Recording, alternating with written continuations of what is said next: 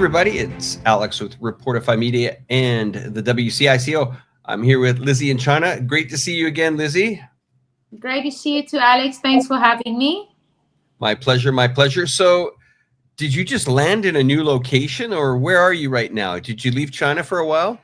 Yeah, I'm out of China. I'm in South Africa visiting the family and doing some business over here. Okay. Yeah. So you're globetrotting. All right, interesting. Now I Yeah. noticed. Well, we're nearing the end of January here, and Chinese New Year's is coming up. Are you coming back before Chinese New Year's, or? No, I'm only coming back after. So I'm here Okay. for like 2 months in South Africa. Yeah. Okay. And what do you normally do around this season when you're in China and, let's say, traveling abroad? Are you going to keep that Chinese spirit in you? Yeah, to be honest, this is my first holiday outside of China because I love Chinese New Year. So I always stay in China. I go with my friends to the villages, back home, because that's where you can really feel the culture the most. So that's what I usually do during Chinese New Year. So it's actually going to feel a little bit weird being here. But my mom is still there. So I asked her to, shoot some videos for me because she's also going with a friend back. So I'm excited for her to like experience true Chinese New Year traditions. Well, that's interesting. You've Yeah. left your mom in China over the holidays. Well, there's not many countries that I think, us foreigners feel safe enough to leave our parents in. I mean, Yeah, exactly. Yeah, I remember still, Alex. I think it was the first week my mom was in China, and I introduced her to my friends, and we went out for dinner. And around like 11:30 p.m., she was tired, and she lives like 25 minutes away. So I didn't not feel like, but I didn't want to leave yet. So I just took her, sent her with a Didi bag, and she was so upset with me that like we had a fight about it because she doesn't understand how can I put her in a DD with a stranger that late at night. And now after 2 years, now she's just there by herself. She doesn't even care anymore. She just feels so it's normal now, right? wow, that is quite the story. Yeah. And the city you live in China right now is? I'm in Kunming in Yunnan province. Okay. Yeah. And I guess it's was the load busy when you left the country when you were traveling today or over the last few days? Was it quite busy, people at the airports? Not really, to be honest with you. I think because schools only close next week. So I think from next week, it's going to be very busy because then people are going to be traveling. Wow. Okay. So I'm going Yeah. to take this opportunity for you, and I'm going to get what is your ambitions and I guess maybe what would we say for the Chinese people? Like for me, I would wish them prosperity and happiness, and of course, the Chinese always like to say they would like to become rich next year. What kind of things would you wish for Chinese people during this holiday coming up? Peace, just to relax. I feel like they work very, very hard and, they feel a lot of pressure because they put everything into their work, right? So I feel like this is really the time for them Mhm. to kind of switch off and just be with their family because a lot of people, this is the only time of the year that they get to be with the family, with mom, dad, all the kids around, siblings. So I feel like I just wish them peace and just that ability to switch off, to come back after the new year, feel fresh and get going again. Do we as foreigners really understand this part of the season? Can we really compare it to much of our holidays? Somebody asked me, what is the holidays like around this season coming up for the Chinese? And I said, well, it's a mixture of Christmas. The family gathers around the TV to watch these big gala events. So I guess it's Yeah. a bit of New Year's, a bit of Thanksgiving. It's a bit of everything, isn't it? Yeah, exactly. I feel like we as foreigners, we don't understand like how hard it is for families during the year to not be able to see each other. Like I don't know, from my side, like me and all my friends in South Africa, it's very easy to see your family whenever you miss them. But Mhm. for Chinese, because they work, a lot of like the parents or grandparents maybe stay in the hometown, like in the village, and the kids go and work in the big cities. So this is Mhm. like the only time they get to see them. So for them sitting around the TV, for us it's like really you're gonna sit around the TV, but for them that's the time where they snack, eat and talk about everything and kind of bond over these big shows that are on TV, which is amazing. I don't know if you've ever watched any of these New Year galas, but it's incredible. Yeah, in Yeah. Chongqing here, it's Yeah. quite a lot of the families do gather around. They watch some of the big Yeah. networks, the CCTVs, the CGTNs, and they're like, "Wow, okay," and they're all waiting for our Yeah. city. When's Chongqing coming, or when's Kunming coming, or Yeah. Shenzhen is here. We're finally here, and it's interesting. But the other thing that I think I find quite extraordinary, and I'm Mm. still not used to it, is this entire country pretty much goes on a holiday, not just a couple of people at work that get Christmas holidays and they're allowed. This is the big holiday, and massive migration around the country into the millions, multi-millions of people move around within this 10-day kind of holiday. It's quite amazing. Yeah, which is how it's supposed to be, I feel like, because like for us, during Christmas time, that's a time for us as foreigners to be with your family. But then here, a lot of shops are still open, people still have to work. And I feel Mm-hmm. like that just kind of breaks the spirit a little bit, because you feel bad for those people not being able to be with their family because maybe they have to work. So I kind of like the fact that China's like, we are closing, we have to close, you have to go on a break. And then a lot of families get to be together, because I also told my mom, not like that it's that rough, but you got to get food for like Mm-hmm. 4 or 5 days, because a lot of the shops are going to be closed. Not all the shops are going to be on Meituan anymore, because everyone is taking a break during that Chinese New Year period. It's interesting that you've mentioned one of the delivery apps, Meituan. That is sometimes very busy around this year. The other thing I wanted to point out is, I work for the media here, and I work in China, and Yeah.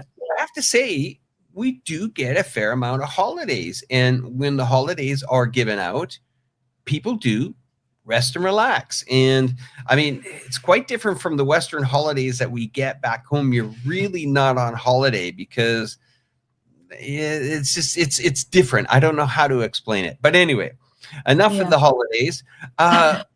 I'm curious. You put Yeah. up recently, I think it was today or yesterday, on your channel, a big announcement. Can we talk about that? Yes, please, let's talk about that. So So what's the yeah. big announcement, Lizzie? Tell us. Big announcement is on my YouTube channel. Because Mm-hmm. I'm Lizzie, I am starting a brand new series called Women Alone in China. So this series is just going to be mainly focused on all the women in China, whether it's foreigners, whether it's Chinese, and just hearing all their stories in China. Some have families, some are divorced, some are raising their kids here, some are vegans. It's just all these women from all parts of the world living here in China, and I just want to hear their stories and kind of just show what it is like to be women alone in China, especially like for me, feeling safe. I think Mm-hmm. it's the best. So where did you come up with this idea? I just feel like usually it's just my perspective, right? And people don't understand, how can I be so, talking about safety all the time. People think it's ridiculous, and they think it's just like me. But I want the world to see how safe China really is, and how big a part that plays in staying in a country, how that changes life for raising a family there, and just that literally anyone can be comfortable and be safe in China. So I think like maybe more people will just hear stories and kind of believe it if it comes from, different mouths, different people. Now, are you going to be trying to talk to just Chinese people, or are you looking for foreign people, or what So would be? I'm mostly going to be focused on foreigners. And then I also want to talk to Chinese people, because maybe a lot of the times on my comments, I see, yeah, but it's because you're a foreigner. So if a Chinese wants to do something, they'll be too scared because you're a foreigner. But, now I want to talk to Chinese women and hear their stories as well. How safe it is for them, or mostly if they've traveled around to other countries, how big safety actually is. Because I think a lot of people that watch our videos, they've never left China. So then the Mhm. Chinese are like, Lizzie, but I don't understand why you keep talking about safety. Like, you know. So I just think if they hear all these different perspectives. It's going to be big. Yeah.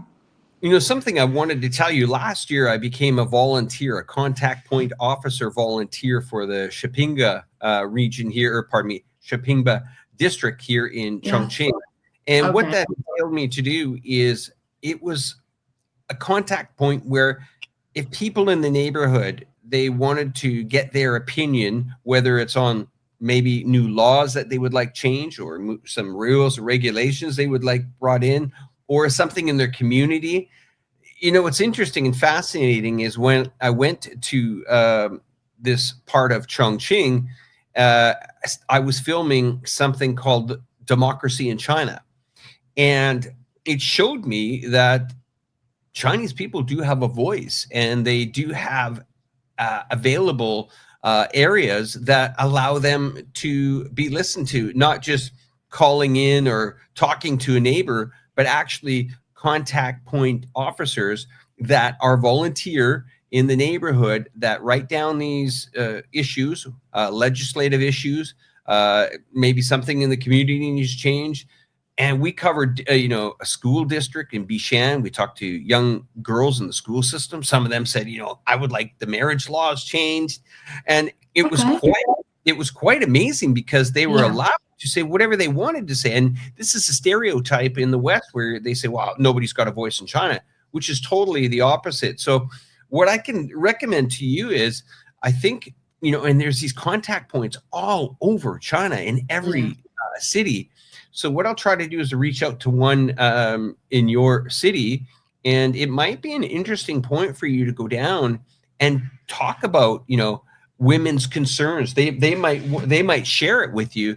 They might say, okay, yeah, you know, we have 10 women that have come in over the last year. They're sharing us some very positive things, and Yeah. then some things that they would like changed. Like, you know, somebody might say, well, I think, you know, there needs to be better lighting in the park, or something like that, right? But Yeah. extraordinary, because then these legislative committees, they then take this to their, you know, certain governments within, or certain layers of government, whether it's a Mhm. municipality angle, or even gets to the national level. But Yeah. again, no voice is unheard. So let's dig a little bit deeper into this. So Okay. what are we looking at here? Like, are these going to be like a documentary style? Are you going to be walking and talking with these people? I'm curious how you're going to tell this story. Yeah, so my first step, I actually do want to take it further. So my step one would be to just interview them first. And I kind of Okay. want to see the interaction from my viewers. And you know, if this becomes a really big point, this is kind of the niche that I want to go into then on my YouTube. And then I Okay. plan to like take a cameraman with me, and I want to like shoot day in the life kind of videos with these women showing their day-to-day life. So I would love to do that in the future. But I think to make sure viewers are actually interested in it, people really are open to sharing their stories. So I'm just kind of testing this with this kind of interview style. And then if that goes well, which I really hope it does, then yes, I want to do like a kind of documentary where I follow people around and show their life. Hmm. Yeah. What are your expectations? Like, are you thinking you might pop a video out once a month, once a week, once every few days? What's your strategy on that? No, I wanna every Wednesday and every Saturday I wanna Okay. post a video. So I've already made some videos like just me doing things in China as well. So that's also gonna be, you know, in the middle, because I went to the hospital like 3 weeks ago and I did an MRI. Like I want to show how easy it is for again women alone to go communicate. So I'm just going to be popping out videos every Wednesday, every Saturday. I want to get as many videos out there as possible because like you said, if the viewers are interested in something like this, I don't want to wait until next year before I start these documentaries. I want to kind of Mhm. just run straight through into it then.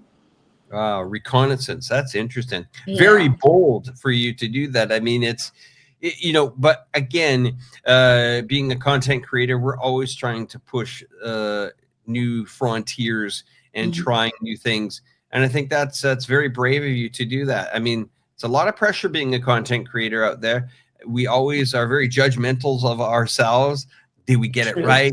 Are we hitting with the audience? And out of nowhere, sometimes the greatest things happen, that you just may have stumbled into an area where people might find very, very interesting. And I commend you Yeah, for because that. there's nothing like this. I just want to have like a platform where women can feel comfortable to share their stories. Because I've lived in China so long that I'm comfortable to know, or Mhm. confident to know that the stories they're going to share are going to be good.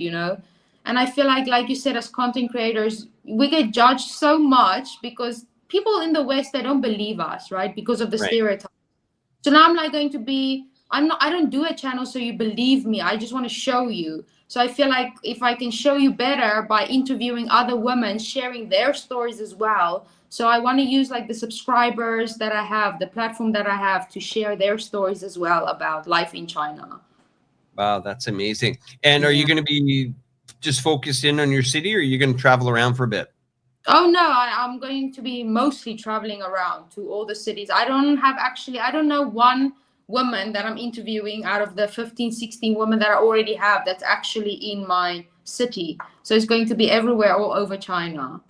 Okay. Well, I hope you put Chongqing on your list, and we can put the word out that anybody that would definitely like to be part of this can Yes, contact you. And please. Yes, Alex, thank you. you got I to tell appreciate me, Lizzie. I didn't know until the big announcement came on the channel. Then it was it. starting to Yeah. kick. I'll just knock on your door one day and be like, "Hi, I'm here. Do you have a woman? Do you know anyone?" And I'll No explain. problem. No, it's actually interesting because my wife Yulia, she knows a lot of girls here, local, some foreigners, and even some local. And it's Yeah. it's so interesting. Such different, many people need different things out of life. This could be a city. People might think this is the most amazing city, and then some people might feel really, really lonely here too. So Yeah. these are all.